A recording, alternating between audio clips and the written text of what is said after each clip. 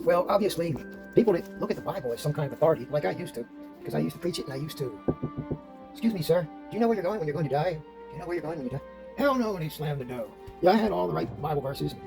Yes, you're fighting like it says in Ephesians. You're fighting things you don't see because they're in your mind. Yeah, the battle isn't just flesh and blood. It's your mind. It's not demons. It's your mind. Your mind is a program. What you program yourself with all these Bible verses that you don't all agree on, you're planting your seeds.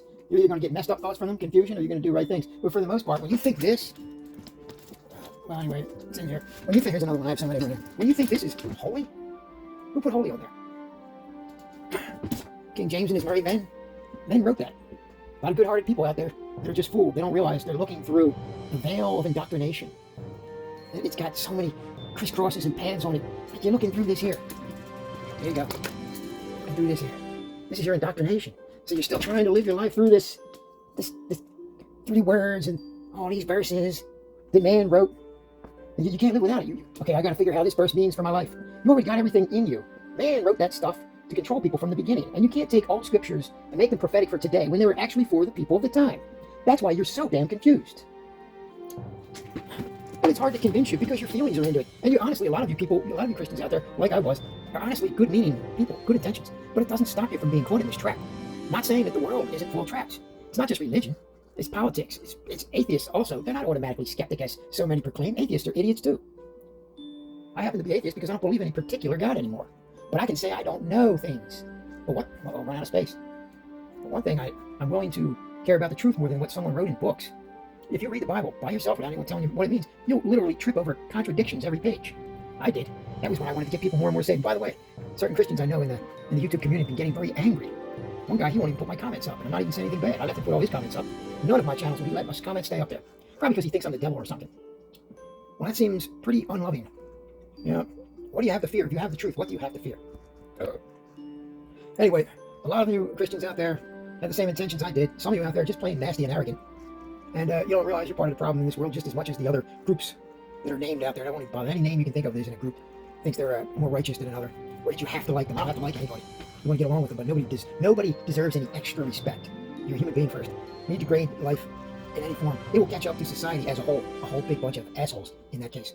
Yeah, if you have a disposable society, you will all be disposable. And if you take away each person's freedom, then you end up taking away everybody's freedom. Nobody's going to think the same. They never have. Some things we as humans just know are right and wrong. But now it seems the world is just willing to pretend.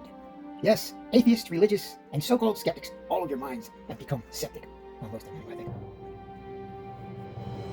Read your Bibles. You're going to have to unindoctrinate yourselves because you've been brainwashed. I would love you to escape. Well, I expect to see more verses and things like that. Little quotes, because you won't read the whole thing. The other thing is, all you have to do is go back to Genesis and the Adam and Eve story. Read the story, picture God in his position in the story, and the serpent. God put the serpent, who later is called Satan, up to the trick of tempting these two innocent children so they could sin, he could start the game, and you owe him for the rest of eternity. The other thing, all these people, these apologists that want to use this, okay, if there is a Big Bang, then it must be God that made it. But it's always your God, so it's the Christian's God. It doesn't prove your Christian God. The Big Bang or something started it all doesn't prove it at all. And if it did mean that you need a God, it wouldn't be your God, because where would be the proof that your God likes bloody animal sacrifices until he got tired of it, and then had his son, which was himself, sacrificed so that he could forgive you for his sins. So here's God, is omnipresent, everywhere at the same time, all powerful, and knows everything. And he's just bored at this one little pinpoint in time somewhere. There's no time, but suddenly he gets bored. Something must have happened if he got bored. There must be time. So what caused this? So now he gets bored. Okay, I know what I want to do. I'm going to make a world, a universe, a cosmos. You know what else this is going to need? These people, I'm going to get them to sin. I'll have this guy do it for me, so I'll remain looking clean. And then these two people sin, but don't have to worship me for the rest of their lives for what they did, even though I made their whole biology to ensure that they would reproduce. And then I'm going to have them kill animals for me while I watch. And I have guys in special robes, special priests that shake blood on things, special animal parts, a special barbecue grill. No, this is real. It's in Leviticus. And then when I get tired of that, then I'll have the story about my son coming in, and I'm going to impregnate Mary, Joseph's fiance, while they're going to, they're newlywed. I'm going to impregnate her. She's only going to be between 12, 15 years old, virgin at that time. Without his permission, I'm just going to impregnate her. This is God's time. And because I need to do this. She doesn't know that until the angel tells her. And then after that, I'm going to have him killed for all the things that this Adam and Eve did that Satan tempted them into. Even though I said every tree for them in the Genesis 1 was good for them to eat. But then I changed it in the next chapter. The new story comes up that you can eat everything except that one. So yeah, I slipped that in there because there's a new game I was going to start. So anyway, and then you got to believe that Jesus rose. He was in the grave for 3 days and 3 nights. even though it was only Friday night to Sunday morning. Maybe Friday afternoon to Sunday morning. So it was about a day and a half. But Jesus said that it would be 3 days and 3 nights as the sign of Jonah and the big fish. So it sounds like a big fish story to me, but I'm sure you can have apologists. Apologists will help straighten this out for you. But anyway, it's very hard to convince people that they've been fooled.